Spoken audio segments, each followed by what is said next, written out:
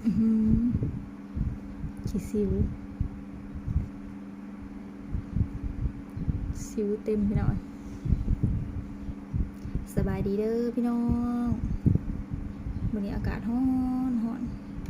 คือฝนสิตกแต่ก็บ่ตกพี่น้องฝนแดดร้อนหลายปุ๊บเอา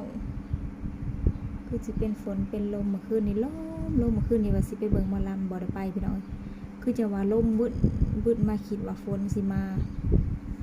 บ่มาก็เลยบ่ได้ไปบุญในบ้านไก่แหละพี่น้องในบ้านเราปังมีหมอลำเมื่อคืนนี่มีหมอลำเลืองคณะเอราวัณลำเลืองมาแต่ไต่พี่น้องทำไมก็เลยบอกไปในบ้านนี้ไปเกือบเบิดบ้านพี่น้องเอ้ยจนเงียบเขาจะไป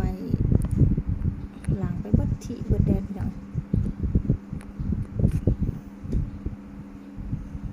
เมื่อคืนนี้มาสิไปเปลี่ยนฝนตกกันเลย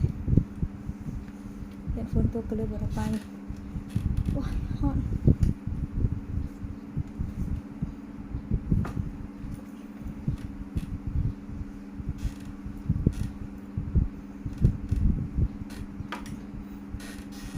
หลายเบิดงานลุยตัวนี้ต่อไปหน่อยนี่คือเก่าขาถามร้ายลูกค้าว่าแล้วเดี๋ยวบ่ว่าสมบูรณ์แล้วจากเถื่อแล้วเนาะจ้ะสร้างกับเมาต่อไปพี่น้องมันทำมันยิบผ้าถุงผ้าไหมสร้างไปพี่น้อง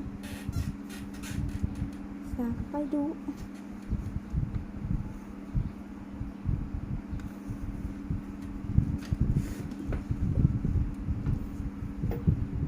จนอ้วนจนอ้วนพี่น้อง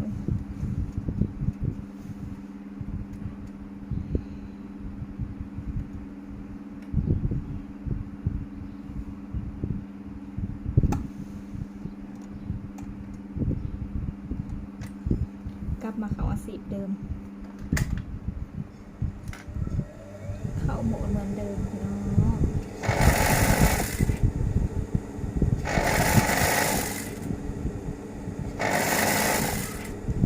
บริณิตมาเป็นเดือนเลยนี่มาสืบต่อขั้นตอน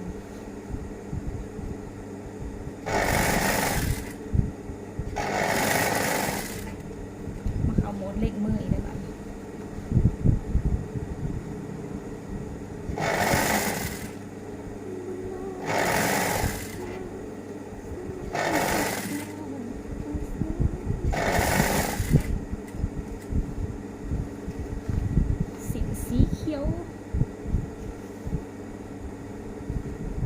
สีเขียวแก่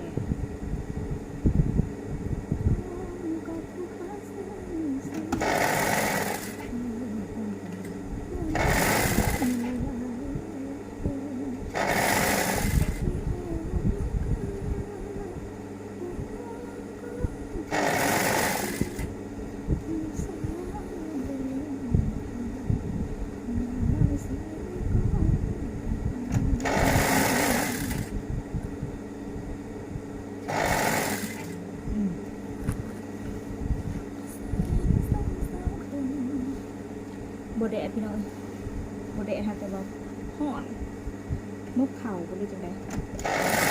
เปิดโบเดะมุกเข่าปั่นกินน้ำอ้อยลงได้เลยห่อนแห้งพี่น้องเจ็บเบอร์คอมันห่อนนะกินเย็นเลยมันกระสีแผลคอเขานะ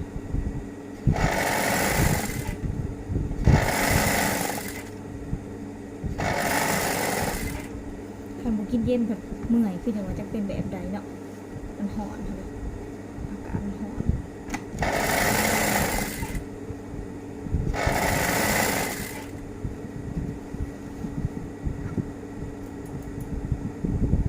น้ำมันเศร้าก็เผื่อสิได้นิดเห็ดกินอะไรกับคนดินบล็อกแล้วก่อเพื่อนครัวยังบ่แล้วก่อเพื่อนน้อย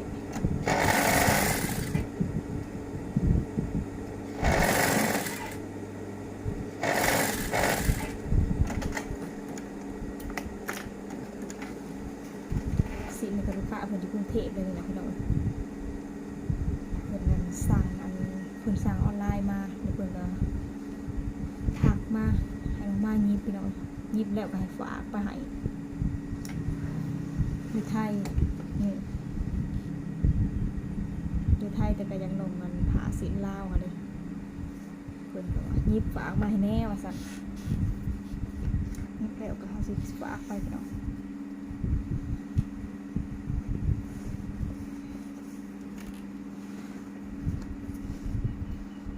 ตอนนี้เขาก็สิมาเข้าหัวสินนี่เขาสิเอาแผ่นอันนี้ห้องไปหน่อยเพื่อให้หัวสินเขามันแข็งแล้วก็นมมวนจะเอิดว่าหัวแข็ง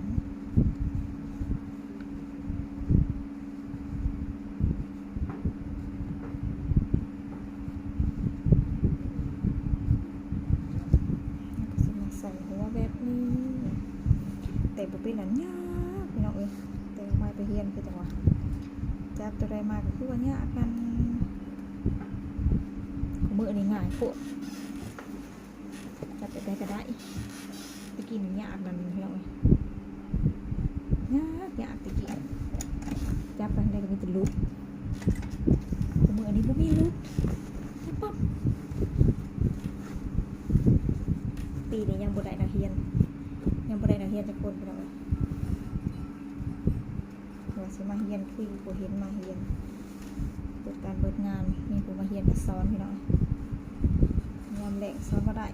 หลายทางไปยามคนจังสิสอนได้อยู่แต่น้องไม้บ่ได้เห็นหน้าสอนได้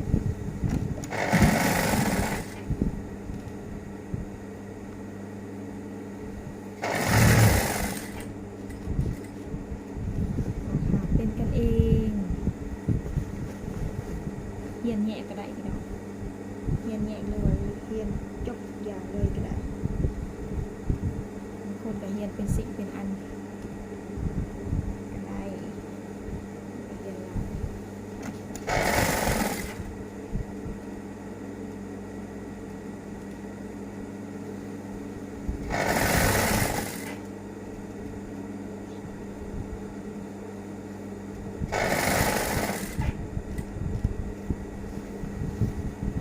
นี่เราก็สิมาเข้าหัวมันจังสิพี่น้องสิมาเข้าเป็นแบบนี้นี่เราก็สิเรียบกันไปเลยแบบนี้คันเราใส่โอเคคันเรามาใส่แล้วก็ไปแบบนั้น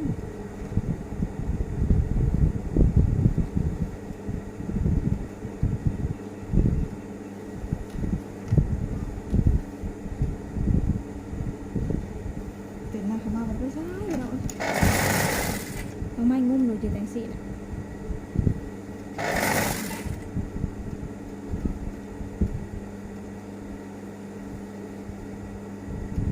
ยามมื้อเช้านั่นก็ล้างคนดินให้ยามมื้อเช้าคนดินให้พ่อใหญ่พี่น้องกินข้าวกินน้ำแล้วก็เอาก็มาเข้าเวียกตัวนี้ต่อปลาชิวขึ้นที่ซิวตัวพ่อใหญ่สองเฮียงกัน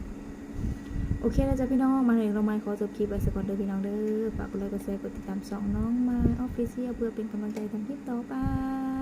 ถ้าพอกันใหม่คลิปหน้าบ๊ายบายสบาย